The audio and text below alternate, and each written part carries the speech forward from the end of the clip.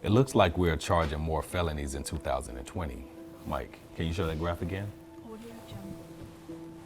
The percentage has gone up from 33 to 39%. The rest are misdemeanors and violations. That's good. I believe that is what we discussed when we had the strategic planning meeting last year. And everyone thought that we needed more time to deal with serious crime. So it looks like that's what we're going to do. But hold on. We are also downgrading more felonies. Mike, can you show that graph too? Absolutely. Here it is. Look, in 2019, only 16% of felonies were disposed as misdemeanors, but this year it went up to 21 to 22%. So we're filing more felonies, but then reducing them to misdemeanors later.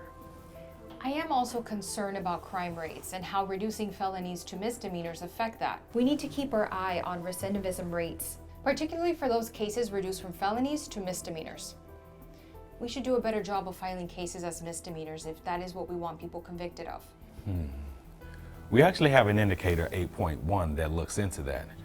What's that again? You said 8.1? Yes, 8.1 is percent of cases with a felony referral filed as misdemeanors. Mike? Got it. It looks like we have been pretty steady since 2017. See, it stayed pretty much the same at 7 to 10%, so that hasn't changed. So then what cases are we downgrading now that we weren't before?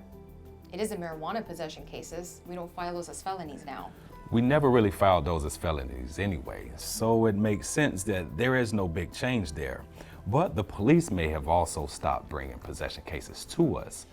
So that is why we're filing more felonies now, because we get fewer misdemeanor referrals. You need to figure out what these cases are that we are charging as felonies and then disposing as misdemeanors. What do those cases look like? I think I know why it went up from 17 to 21%. I mean, the cases filed as felonies and disposed as misdemeanors. Our new drug diversion.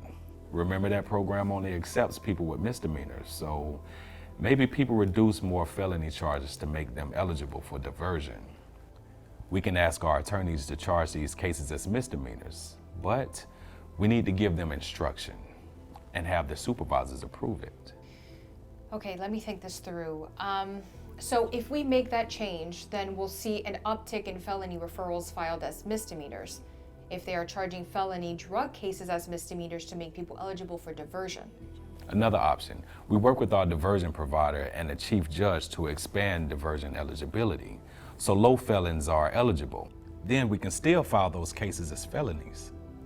But is it just felony drug offenses that we are disposing of as misdemeanors? Mike, you have been really quiet. You have our new dashboard already on your screen. First, I want to see what crime rates look like, especially since COVID. I don't need to see a graph for that.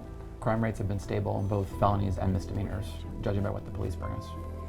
And don't forget, in October, our new class was assigned on-screen cases. These rookies must be eager to file as many felonies as they can. We did ask the division chiefs to oversee their work, but wondering if felony filing should require supervisory approval. We compare those rookies with senior attorneys in a screening room. They can be like mentors. Okay, here's the plan. We have a couple of possible problems and solutions. Tim, you and Candace talk to the screening attorneys. Get us some insight about what is going on in there. Then talk to the trial attorneys and see if they're doing anything different around diversion. Then we can make a decision about how to move forward. Mike, good work. Thanks.